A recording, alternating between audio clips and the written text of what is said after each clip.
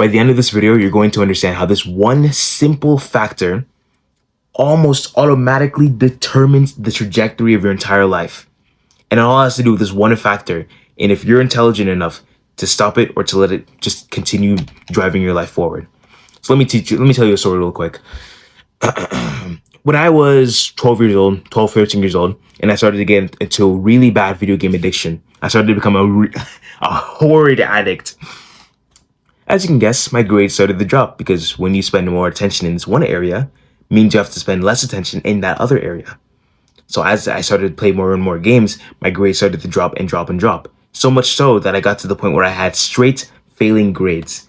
And this was no good, especially in a black household. As you can see, I'm black. And my mom was not that good. She was, yeah, no. So this one night, I remember I was in my own room and she started yelling my name. Alex! And I was like, okay, this is not good. Immediately, I went into fight or flight mode. I went into her room and she's over there. Her phone is like this. And she's looking at it like, why do you have missing assignments? Why do you have an F in this class? You do not work. You do not go to work. You do not make money for the house. All you need to do is sit home and study. Why are you failing? And so I started to get all emotional. I just didn't even know what to say. I was like, I don't know. I got all like, I don't know why. I just started stuttering and stammering and all that shit. And she's like, this is not good. We came all the way, she started giving me a whole ass speech, a big ass lecture. We came all the way from Africa. Oh wait, nah. I remember I was around 8 to 9 years old, my bad. So like, we came all the way from Africa. We started doing all these different things. How dare you, this, that. All you need to do is pay more attention and focus on your studies. She's not knowing about like the deep, more internal things that are happening. So she grabs a belt off the door, and I'm like, oh yeah, sorry, I'm sorry. And she starts going straight to whipping me. This is straight up like just childhood trauma, childhood abuse, all that stuff. To go straight to hitting me. I'm just trying to get away from it just a little bit. But as I'm starting to back up more, I'm starting to run out of space. I reach the side, I grab a pillow, and I fall to the ground. I start blocking the punches, the whips. So she's hitting me like literally like this. And I'm over here blocking each hit, trying not to take critical damage. And eventually gets to the point where she's trying to grab the pillow and saying, stop defending! And I'm just over here literally in tears, crying now because of how fucking traumatic the situation is. My sister, W's sister, by the way, my sister comes in and starts trying to like separate the both of us and say, stop hitting him, stop. Mind you, my sister is 4 years old. Yeah. She's over here trying to stop me or stop my mom from literally trying to beat my ass up. And at the end of it, I remember there's a bathroom to the side and I just went into there and closed the door and said, I need to pee. And my mom started yelling again, not so much towards my sister, but morally towards me. As I just stayed in there, I kept on crying. I didn't realize what this did to me at the start. I didn't realize how much that this simple, how much these interactions would actually play into my life and how much they would affect me afterwards. Because for children, no, I'll explain to you this one first. Actually, fuck that. Before we even get into any more explaining, who am I? My name is AJ. I'm a guy on self-improvement that likes to help other men become more social, that likes to help other guys become more knowledgeable, more wise, more this, more that, more that. If you're interested, scroll down right now, click the subscribe button, join our legion, you know what to do. And if you want to be more social, you can click the top link in the description, join my coaching package. I'll help you be so social your balls can drop. I'll help you become so much more social. You can wear your balls over your shoulder and walk into any conversation like this. Fucking lat spread, bro. Anyways, the subconscious mind. I know how you're probably thinking, how does this even relate? Just give me a second here. The subconscious mind drives the majority of the things that we do. Okay, so it's like the 80-20% of life. How 20% of your actions will come from your conscious mind thinking, okay, consciously, like, okay, should I break up with this girl? Should I not? Should I stay with her? Or And your subconscious mind is the one that does 80% of the actions. So how I sat down today, how you sat down today, or how you scroll, or how you opened your phone to YouTube and started scrolling, that was all subconscious. Your mind, for the most part, did not consciously think to itself, okay, yeah, we're going to start scrolling onto YouTube, and hopefully we'll find a video from AJ, and we'll start watching it. No. Your mind, oh, this is so weird, subconsciously was looking for it, and you didn't consciously pick up on it. This is how so many relapses happen. It's because subconsciously they end. I hate saying that word now. They end back. They end up ending back on to the same thing that fucked them over.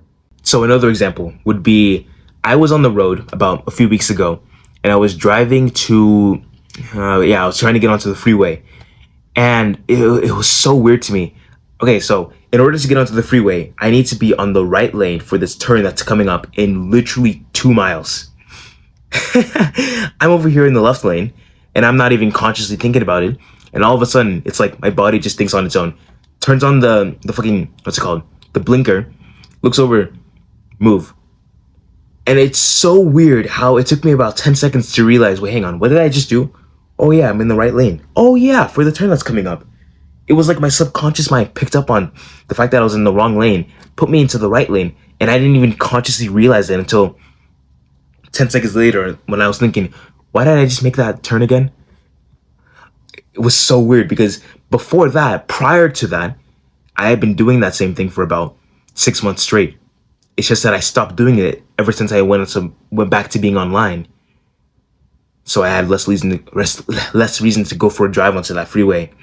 But when I went back, just for a specific day, I went back to the school just for like a one singular day to get something back.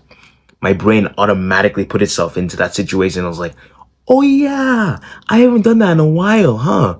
I'm surprised my subconscious mind picked up on that. And it helped me be in that situation. That's like a good thing, right? That's the time then your subconscious mind helps you. Other times it'll fuck you over real bad. Especially when it gets you onto porn, when it gets you onto those nice asses on Instagram, when it gets you onto Reddit, Twitter, whatever you think of that's subconsciously bad. So hopefully you and I can get like a much better understanding of how the back of our mind controls most of our actions, most of our beliefs, most of our concepts. The front of our mind controls the real critical thoughts. A child's mind, a child's brain is like a sponge, is like an AI. When they're a child, when they're from the ages of like 0 to 5, whatever, we can just say that, their brain is like a sponge and they're constantly absorbing all the information about the world that's around them. I want to go get a sponge just to show you this real quick. So for example, to make this analogy 10 times better, I know I said I was talking about AI before, but I'll speak about that later. A child's brain is just like this sponge right here. Okay, hopefully you can understand. Hopefully you can see and understand what I'm about to say here.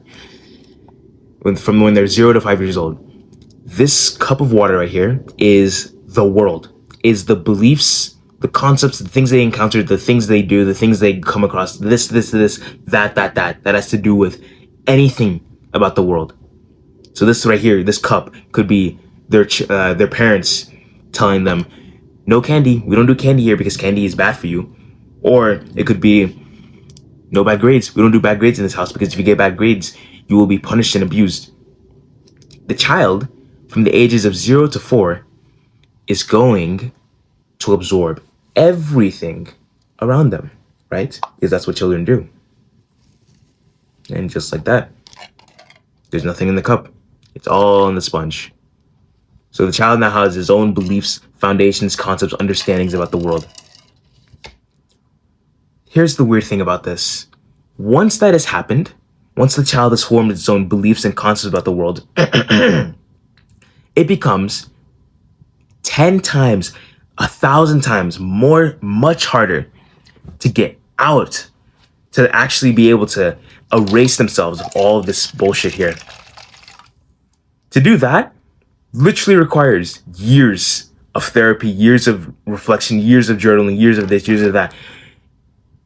So you know what happens to the majority, to the average person? They absorb it and they keep it in them. They have no fucking clue that trauma from when they were 3 years old is still affecting them to this day. It's so weird, isn't it? There's an example I wanted to share with you. I was at the park about a few weeks ago, and I was training on these gymnastic rings that really build my biceps. Wow. And as I was on those rings, I saw this one baby, not a baby, this mother and her baby on this crib thing. You know what I'm talking about, right? White crib, white and pink. So I was like, okay, it's a girl. And the mother's over there talking. And all of a sudden, I just hear the baby start crying. They're like, at least the tree that I'm in is next to, it's on the rocks next to the sidewalk, whilst they're about, what, 30 feet away, 30, 40. The baby starts crying, starts making this loud ass noise, wah, wah, wah. I'm thinking, wow, shit, that is loud. I'm all the way out here and I can hear it from here. Guess what the mother starts to do? This is like a crucial moment in this baby's development. If the mother fucks up, the child or the baby could live a life of complete hell. Genuinely. The mother does the correct thing, this baby could live an actual safe and healthy life. What do you think she chose? What do you think the average American mother chose? To scream and shout at the baby. Stop whining, stop crying, stop this, stop that. If you keep crying, I'll stop you. All that stuff. This is the exact same thing that happened to me too. And this is so fucked. She took the baby out of the crib. Like it wasn't that small, like at least 2.5 years old, just now starting to walk. Put the baby behind the crib, behind her, and started walking off. That way, the baby would have to learn to shut up and to just keep on walking. What belief do you think was formed in that child? Genuinely. What belief do you think is now inside that baby? That when I cry, because crying is a very important emotion, you have to understand this, that when I cry, that when I'm looking for help, when I'm seeking support and assistance, I will be ignored, I will be told I'm worthless, and I will be told that my help is not needed, that my help is not worth getting assistance, getting help. This is so fucked, bro. Because honestly, it reminds me of the exact same thing. For African parents, they'll be like, do not cry. When you cry, it's so fucked, bro. They'll scream at you. You did this. And then they'll say, oh, if you cry, you better not cry because I didn't hit you, I didn't beat you, I didn't give you pain. Like, yes, you did. You just gave me one of the worst verbal abuses in the world. I mean, maybe not in the world, but it's definitely verbal abuse to an extent. And it's definitely bad enough to change the trajectory of a child's life. So you wanna know what I was talking about at the beginning of this video? Well, yeah. It turns out that when this sponge is filled just like that, when this sponge filled to the brim with all the trauma, the past experiences, the bad this, about the child I just told you about that has those new beliefs, that when I cry, I will not get help. It goes on to the real world. And that same bullshit happens. It's so weird. That person, that girl, she doesn't even know that she has this belief inside of her. It's all subconscious. Subconsciously, she'll pick different clothing so that she doesn't get harassed. Subconsciously, she'll act a certain way so that around these other different types of people, so that way her real self doesn't get perceived. Subconsciously. Subconsciously, for me to record these videos is actually difficult as fuck. I had to journal, really start reading, really start going more into the depths of myself. Why am I so afraid? Why am I so this? Why am I so this? Subconsciously, I had to squeeze out as much of this bullshit as possible. And even then, I still have remnants of my own programming that's in my brain. Just like I said about AI. When you tell AI, when you give information to AI, it starts responding to you in the way that you gave it the information. You want to know why this is just like children? When you tell a child to don't cry, because when you do cry, I'll slap you across the face.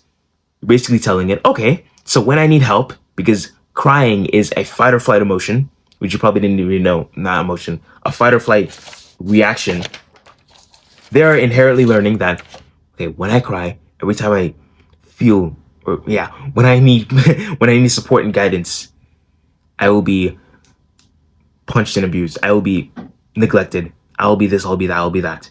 The only way for you to be able to change is to find some way to destroy all this reprogramming, to take out this fucking sponge, to empty out this fucking water, and to grow from there. People don't even realize that their own lives are being like directed by this bullshit right here. They don't even realize it. They just do things out of their subconscious programming, and the only time that they actually think critically are when some certain things are like met face to face with them that they have to make certain decisions about. But yeah, I thought it was really fucking interesting how your childhood life or how you were treated when you were a child determined and will forever, not forever, but in a good way, in a bad way, will determine how you act across your entire life, will determine the path that you go on to. Are you gonna be a doctor because your parents told you you will be a doctor when you grow up? That's interesting. My parents told me that too. They said, Alex, you're gonna be a doctor when you grow up. You need to make so much money. And I'm so fucking grateful that I actually looked up. I actually was aware of the situation that those doctors were in. And I was like, I don't want to be that. I'm not going to align my life towards that because one, it's not my authentic goal. And two, those guys are miserable. They live miserable lives. Imagine being a fucking doctor. Okay, yeah, sure, you're providing help to the world. Okay, great. It's on a way less scale. Imagine being a doctor and having 16-year-old girls on TikTok shake their ass to make fucking 10x your monthly salary. It's so fucked, the world we're in right now. And it's even more fucked how people don't even realize how this shit's affecting them. But yeah, I just wanted to rant about that for a while. That's fucking interesting. See you later, dummy.